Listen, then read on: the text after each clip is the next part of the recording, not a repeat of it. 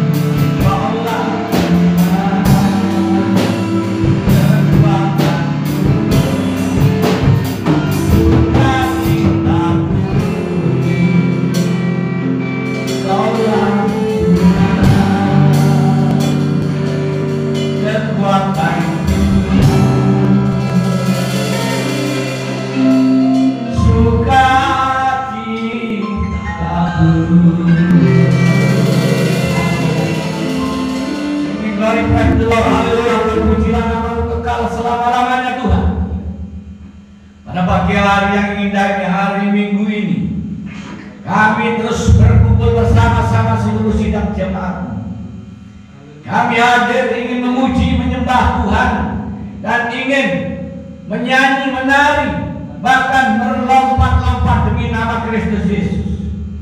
Tuhan berkati kami dalam pelayanan ini. Bimbing kami dan pimpin kami sampai pada akhir. Tuhan pakai kami semuanya, anakmu pemain musik sebagai musisi, itu sebagai pemimpin pujian bahkan singer. Tuhan berkati kita yang hadir dengan pujian dan penyembahan. Maka seluruh kita dimampu dengan firman Allah yang akan disampaikan oleh hamba. Terpujilah namamu kekal selama-lamanya. Ibadah kami buka dalam nama Bapa, Putra dan Roh Kudus. Dalam nama Tuhan Yesus. Amin.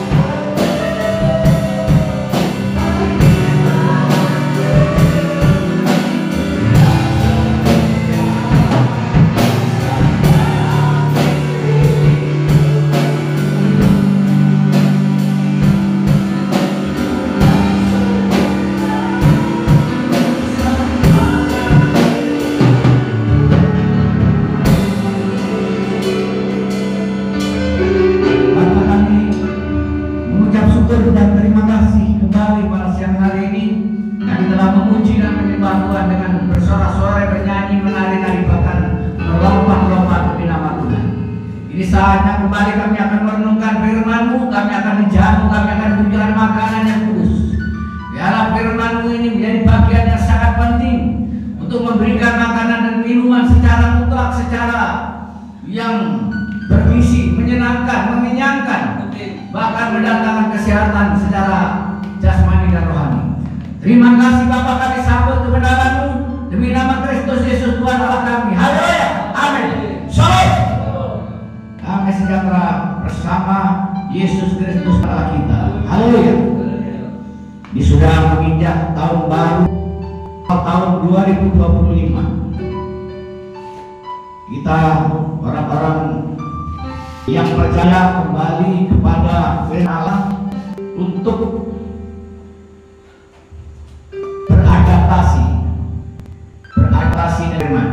Jadi kami beradaptasi dengan firman, dan firman Tuhan ini juga akan istilahnya beradaptasi dengan dunia. Artinya di sini bahwa firman Tuhan dengan keberadaan dunia ini seimbang. Antara jasmani dan rohani ini perlu keseimbangan. Dalam bahasa Cinanya itu yin dan yang panas dan yang dingin. Jadi antara panas dan dingin itu memang harus imbang dan ada. Bukan kedinginan terus kemudian kepanasan terus jadi kobro. Kalau kedinginan terus jadi beku. Jadi antara panas dan dingin ini harus imbang. Mari kita mengkaji kembali di dalam khotbah pada pagi hari ini. Saya akan mengangkat tema judul apakah janji Tuhan bagi umat. Ini penting. Jadi kalau kita menjadi orang yang percaya ini, apakah ada janji yang dari Tuhan? Pasti ada. Karena kita harus tahu dan kita harus memahami bahwa janji apa Tuhan kepada umat Kristen atau orang-orang yang percaya. Yang pertama adalah di sini diawali dengan satu pertobatan. Mari kita bahas pertobatan. Injil Yohanes pasal yang ke-15.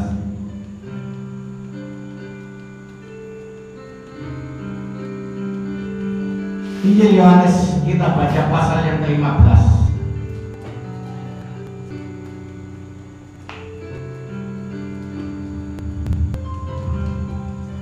Akulah pokok anggur yang benar dan Bapakulah pengusahanya. Setiap ranting padaku yang tidak berbuah dipotongnya, dan setiap ranting yang berbuah dibersihkannya, supaya ia lebih banyak berbuah.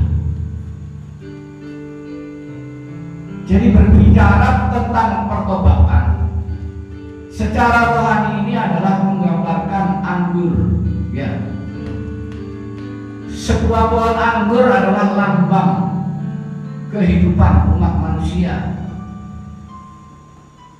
Pertobatan secara rohani yaitu pertobatan yang didasari dengan iman atau percaya kepada Sang Penciptanya. Jadi orang yang bertobat itu yang pertama adalah orang yang percaya kepada Sang Penciptanya, yaitu percaya kepada Yesus Kristus sebagai Tuhan dan Juru Selamat. Itu adalah pertobatan. Pertobatan secara rohani ini tidak bisa diganggu-gugat dan tidak bisa dikait-kaitkan dengan perbuatan daging. Contohnya gini, orang yang percaya kepada Yesus itu orangnya kok masih suka nyindirin orang. Apa itu orang itu belum bertobat? Pertobatan di sini tidak bisa dengan perbuatan daging. Pertobatan itu adalah satu perbuatan Allah, di mana Allah itu dengan kasih karunia-Nya lewat panggilan dan pilihannya, yaitu umat yang dipilih yang diletakkan sesuai dengannya untuk selamat, dan mereka menjadi percaya. Itu yang dimaksud bertobat secara rohani. Lalu perbuatan daging, proses, bukan pertobatan tetapi kesadaran.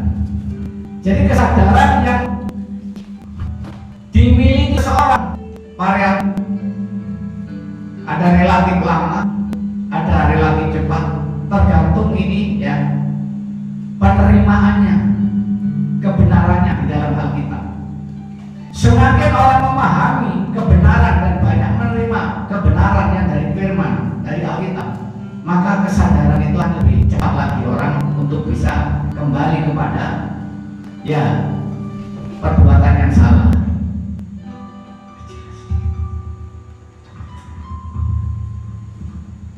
Nah, dengan demikian maka kita penting bahwasanya belajar dari pohon anggur ini. Pohon anggur ini yang dikatakan ranting yang berbuah dibersihkannya supaya ia berbuah. Jadi orang Kristen ini ibaratnya pohon anggur. Dan Tuhan lewat Roh Kudus Allah ini sehari-hari mengoreksi, memperhatikan, memperbaiki, sehingga di sini katakan ranting-ranting yang berbuah dibersihkannya dan dipotong ranting-ranting yang tidak berbuah. Itu bukan berbicara orang Kristen yang tidak menghasilkan buah terus dipotong itu keluar dari ranting, itu tidak. Ya. Artinya kotoran-kotoran yang ada dalam hati kita, dalam pikiran kita, dalam tubuh kita secara jasmani ini dibersihkannya, dibuang, dipotong sehingga jadi semakin bersih. Apakah ketika ranting-ranting itu dibuang yang gak berguna itu kemudian tumbuh lagi, apakah gak bisa tumbuh lagi dengan yang tidak berguna lagi? Masih ada yang muncul lagi tumbuhan, ya ranting di situ yang juga tidak berguna. Tapi kalau dibersihkan setiap hari, bersihkan setiap waktu, dibersihkan setiap saat oleh Roh Kudus, oleh Tuhan, maka lambat atau cepat di situ akan hilang. Lambat atau cepat di situ semakin berkurang. Itu adalah pertobatan. Jadi berbicara pertobatan ini tidak bisa dikaitkan dengan pertobatan yang dimaksud gak bertobat ke orang yang masih berdosa, berbuat salah, itu enggak. Jadi pertobatan yang dimaksud secara rohani yaitu ketika Allah memanggil, memilih dan menetapkan orang untuk percaya dan mereka menjadi orang percaya, otomatis menjadi orang Kristen. Jadi orang-orang Kristen itu adalah orang-orang yang sudah bertobat. Karena mereka adalah orang yang percaya. Orang yang percaya adalah orang Kristen. Dan orang yang Kristen itu adalah otomatis sudah percaya kepada Yesus Kristus. Jadi kalau ada orang yang saking jengkelnya kepada orang Kristen, itu Kristen KTP, Kristen-Kristenan. Tidak ada Kristen KTP dan Kristen-Kristenan. Jangan dihubungkan dengan kesalahan dan dosa-dosa mereka, menjustifikasi mereka adalah Kristen-Kristenan dan mereka adalah Kristen KTP. Ingat bahwa ketika berseru dalam nama Yesus Kristus, mengaku dengan mulutnya, menerima di dalam hatinya bahwa Yesus Kristus adalah Tuhan, mereka diselamatkan. Artinya mereka sudah bertobat dan masuk di dalam pertobatan secara rohani. Yang kedua, kita diakui oleh Kristus atau diakui oleh Allah. Yohanes 6, Injil Yohanes 6 ayat 37.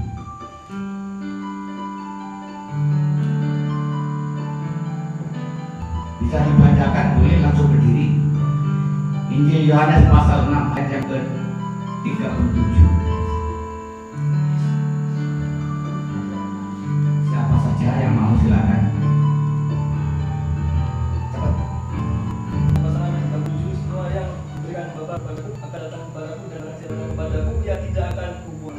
Jadi pengakuan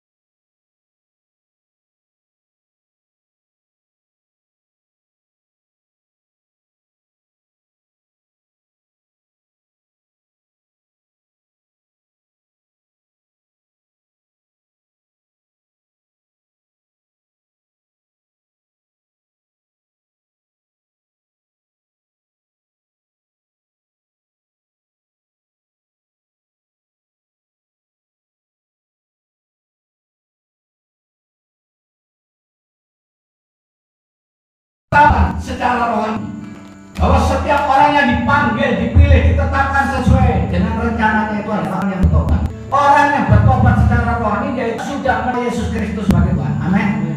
Amin. Gak peduli orang apa saja, orang mana saja, kedudukannya apa saja, posisinya apa saja. Bagi mereka yang menerima Kristus itu adalah orang yang bertobat. Yesus berkata pada saat itu, barang siapa yang menjadi bagian di dalam kita atau yang tidak menolak kita, itu adalah saudara kita dan kerabat kita. Jadi pertobatan bagi semua orang yang mau menerima, mengakui Yesus Kristus adalah Tuhan, Yesus Kristus adalah Juru Selamat. Yang kedua adalah yaitu diakui oleh Tuhan, diakui oleh Allah. Yohanes pasal 6 ayat 37, semua yang diberikan Bapa kepadaku akan datang kepadaku, dan barang siapa datang kepadaku, ia tidak akan kubuang. Amin. Jadi yang diakui Yesus Kristus atau orang Kristen, yang diakui oleh Allah yaitu suka datang kepada Yesus, otomatis mau datang kepada Yesus. Ya pasti rajin ibadah, Amin. rajin memuji menyembah Tuhan, Amin. ya rajin ke gereja, Amin. ya itu salah satunya. Terus kalau jauh dari gereja, misalnya 50 km, ya bisa ibadah di mana yang terdekat.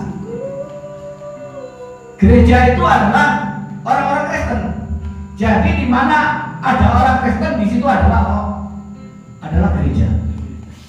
Jadi bisa melakukan persekutuan-persekutuan dengan umat-umat yang lainnya.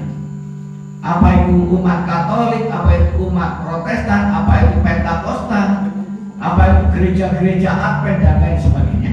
Kita akui bahwa mereka adalah orang-orang yang sudah dipanggil, dipilih, ditetapkan sesuai dengan rencana Tuhan untuk diselamatkan. Dan mereka adalah saudara-saudara kita. Jangan ada diskriminasi. Ya, oh Kristen ini bukan Roh Kudus. Kristen ini loh yang Roh Kudusnya banyak. Jadi Roh Kudus itu bukan dipilih, dan Roh Kudus itu yang memilih. Roh Kudus itu memilih kita semua orang-orang yang percaya. Jadi kita tidak bisa mengatakan bahwa ada orang Kristen yang banyak Roh Kudus, ada orang Kristen yang tidak ada Roh Kudus. Semua orang Kristen, semua orang beriman, percaya, itu sudah kepenuhan Roh Kudus dan dipenuhi, yaitu Allah. Yang ketiga adalah kita ini melalui undangan. Jadi barang siapa yang mau diundang, yang mau datang kepada Yesus, ya itu adalah orang-orang yang menjadi umat pilihan Allah. Amin. Kita baca 2 Korintus pasal 5 ayat 17.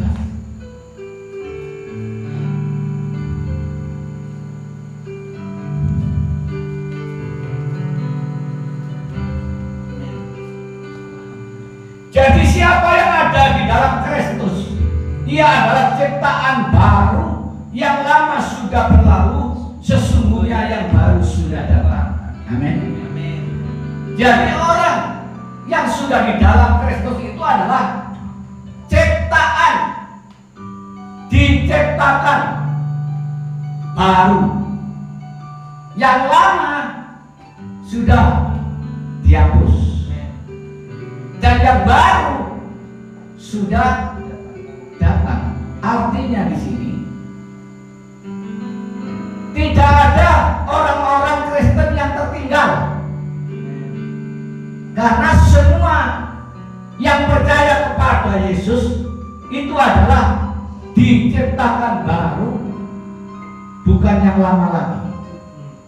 Yang lama sudah dibenam, yang lama sudah dihapus, yang lama sudah ditenggelamkan lewat permandian, lewat pengudusan, lewat penebusan, dan lewat ganti rugi.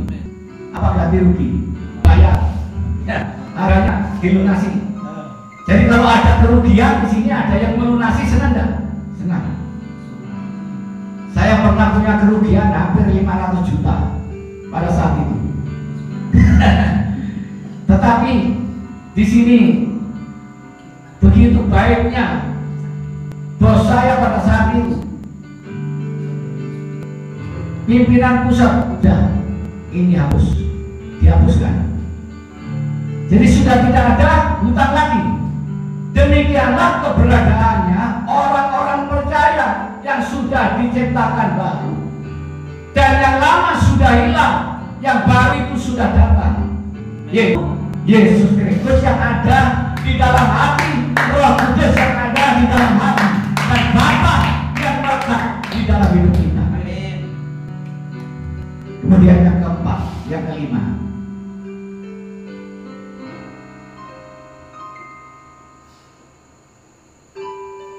orang Kristen akan diberikan mahkota. Yang pertama adalah kemuliaan. Mari kita jelaskan kemuliaan yang terdapat di dalam 1 Petrus pasal 5.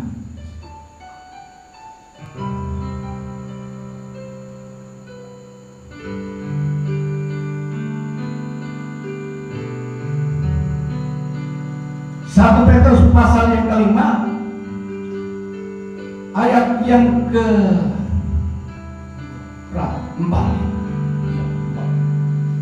Maka kamu apabila Gembala Agung datang, kamu akan menerima mahkota kemuliaan yang tidak dapat lain. Gembala Agung kita yaitu Yesus Kristus sebagai gembala, yang bukan seperti gembala yang ada di padang gurun, seperti gembala yang ada di sawah, di ladang. Tetapi Yesus Kristus adalah gembala yang agung. Kedatangannya memberikan mahkota kepada kita, yaitu kemuliaan. Mahkota kemuliaan ini apa? Ya, mahkota kemuliaan itu adalah sesuatu yang spesial, yang khusus bagi kita. Siapa yang dapat mahkota kemuliaan? Dan bagaimana orang yang mendapatkan kemuliaan? Tergantung maunya Tuhan. Tuhan tidak menilai, yaitu kondisi, postur, kondisi, status gender, kondisi status ekonomi, kondisi status alam atau jabatan dan lain sebagainya. Tetapi kemuliaan itu diberikan kepada semua orang yang percaya. Amin. Kemuliaan diberikan kepada semua orang Kristen dan orang yang percaya. Kemuliaan itu apa? Kemuliaan itu adalah sesuatu yang esensi, yaitu ketahanan dalam segala sesuatu yang akan dihadapi. Persoalan hidup, kesulitan hidup, yang berkaitan dengan tantangan, yang berkaitan dengan rintangan, yang berkaitan dengan situasi dan kondisi dunia ini. Allah tetap memberikan kemuliaannya, dan kemuliaan itu tidak akan hilang. Tahan uji, tetap kuat, tegar, segar, ya, sehat, selamat. Itu yang penting. Selamat itu adalah jaminan. Selamat itu adalah sesuatu yang sudah diberikan dan tidak mau Tuhan mengambil lagi. Jadi kalau Tuhan mengambil lagi itu bukan Tuhan. Tuhan orang Kristen, Tuhan orang percaya itu bukan Tuhan seperti anak kecil. Ya, kalau seperti anak kecil gini. Saya punya kue ketika masih kecil ya. Tak kasihkan sama teman saya. Ketika teman saya itu rasanya nggak enak sama saya, tak minta lagi itu. Ya, mainan yang saya kasihkan itu, tak rebut lagi, tak ambil lagi. Atau begitu juga kadang-kadang di sini ya, ada seseorang yang sudah memberikan kepada orang lain. Ya, saya pernah tahu juga seperti itu. Ada orang sudah memberikan, misalnya cangkir atau piring kepada tetangganya. Ketika ada masalah yang menyinggung ya dirinya, wah, langsung buatkan ke rumahnya, mana punyamu, langsung diambil. Ya, nggak jadi dikasih. Tetapi Tuhan Allah kita memberikan keselamatan, memberikan kemuliaan, itu tidak akan pernah diambil lagi. Kalau sudah diberi ya wes, bawaan kemana saja, bawa saja, ambil saja, pakai saja. Ya, seperti itu. Ada orang yang mempunyai sifat seperti itu memang. Kalau sudah memberi dia tidak akan mengambil lagi. Itu siapa? Saya. Saya kalau sudah memberikan kepada orang ya tidak ambil lagi, pakai aja, ambil lagi. Walaupun ya orang yang pernah saya beri itu malah saya, menghina saya dan lain sebagainya, nggak peduli. Ya, tetap ya, ambil lagi. Mungkin saya cabut itu kalau tiangnya sudah ditanamkan ke rumahnya, masa mau saya cabut lagi? Nah, itulah keberadaannya Tuhan. Apa yang diberikan kepada Tuhan, Tuhan memberi tidak akan menarik lagi. Keselamatan, hidup kekal, itu adalah bagian kita orang-orang yang sudah menerimanya dan tidak akan pernah diambil oleh Tuhan. Berikutnya di sini Markus pasal 10 ayat 29 sampai 31. Silakan yang mau baca. Markus 10 ayat 29 sampai 31.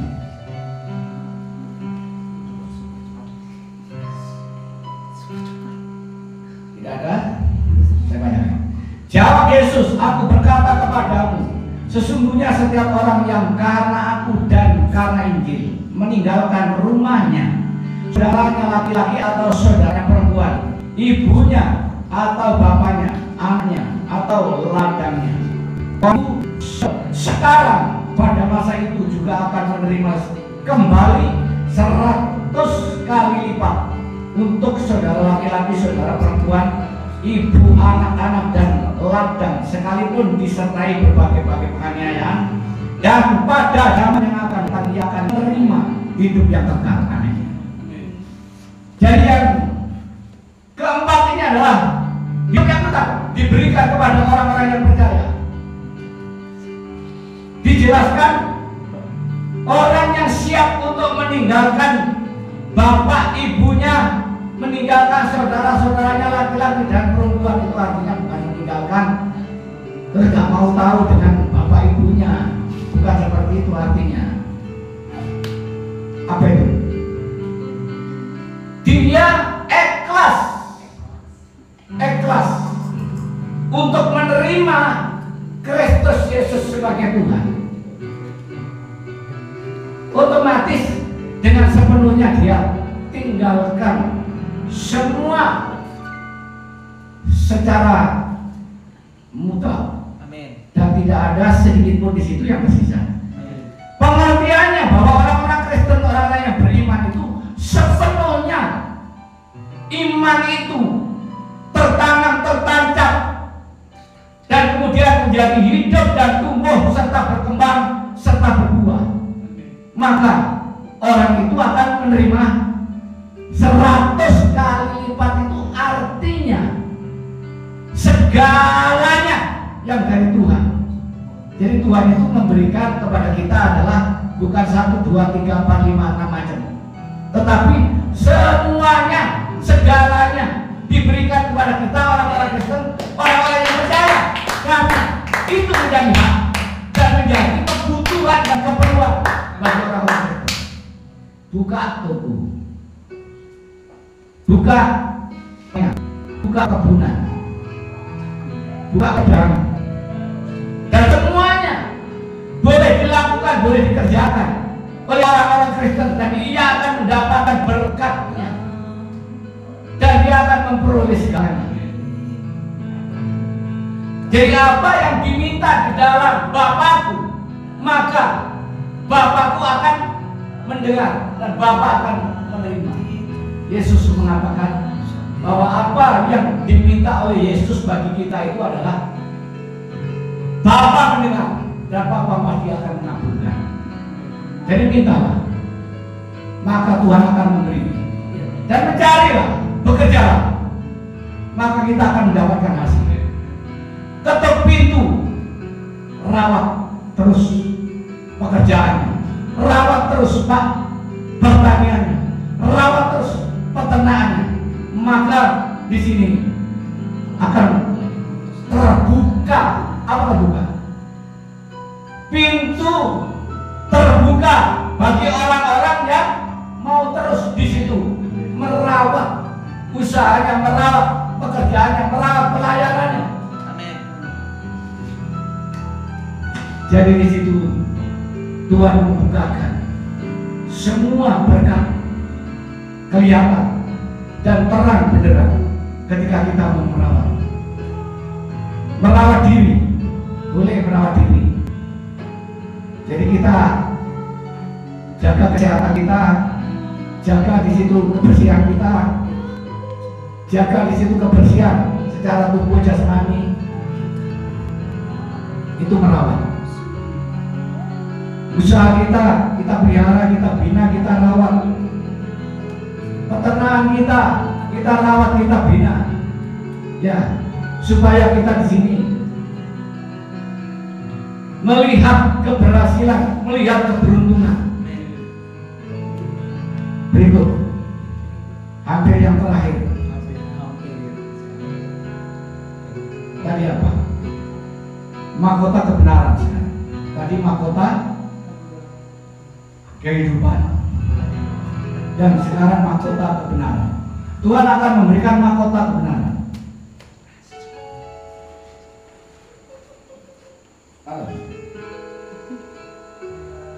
2 Timotius pasal yang 4 ayat 8.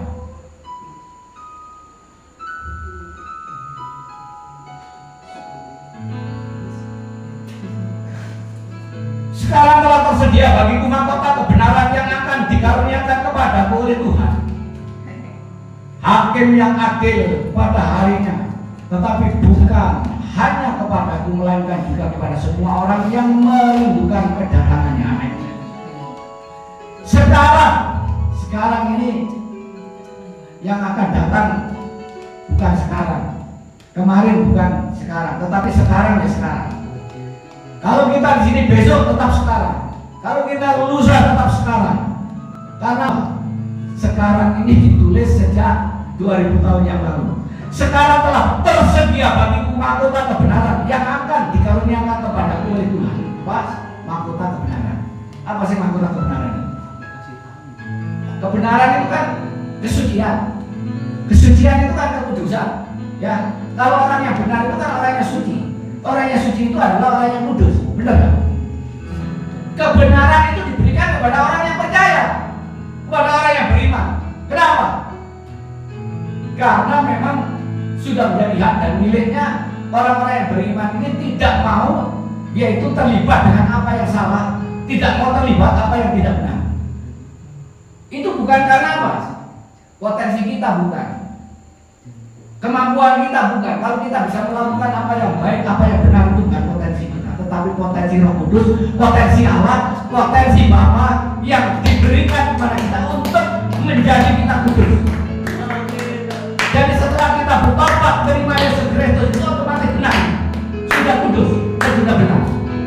Itu adalah mahkota kita. Jadi orang-orang yang percaya, orang-orang yang beriman itu punya mahkota, 3 mahkota, yaitu kebenaran, kekudusan, ya. Kemudian kehidupan yang kekal di sini.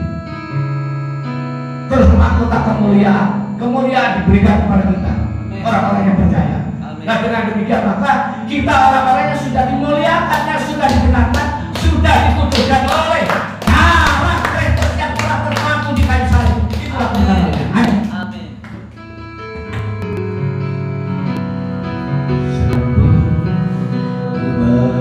Berjalan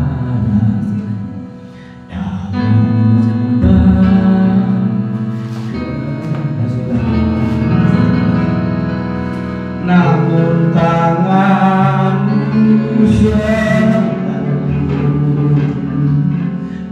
menopang hidupku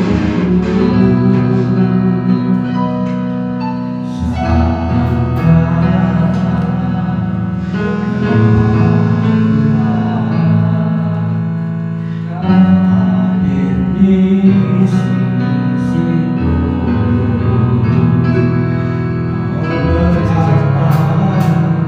Jangan beriku kenangan, Allah Tuhan yang berjalan tak sekali pun mengingkari kesetiaan.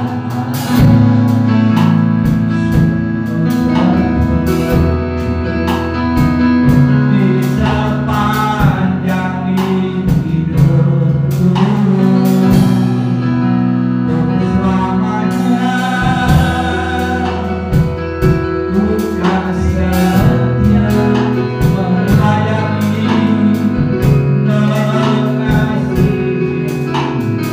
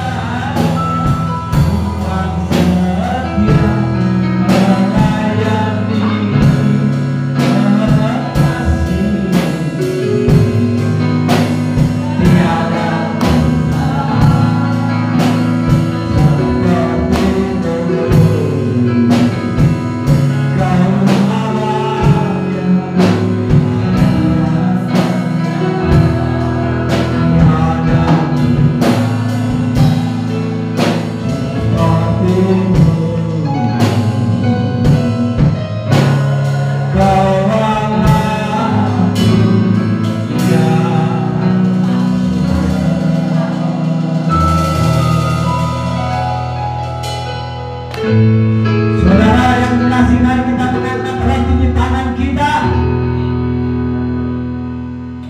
Terimalah roti yang dari surga turun atas kita semua.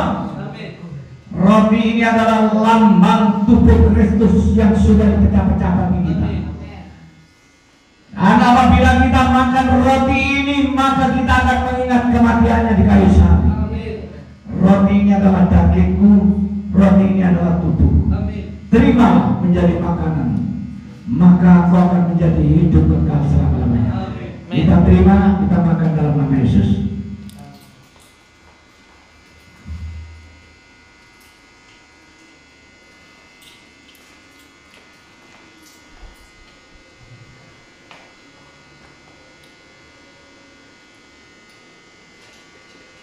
Mari kita mengangkat cawan anggur. Pada malam itu Yesus mengambil cawan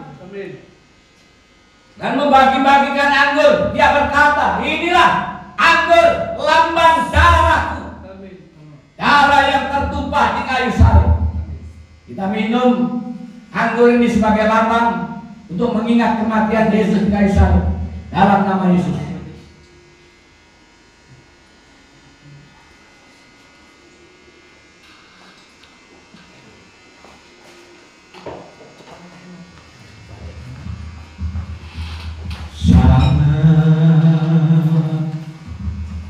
Besar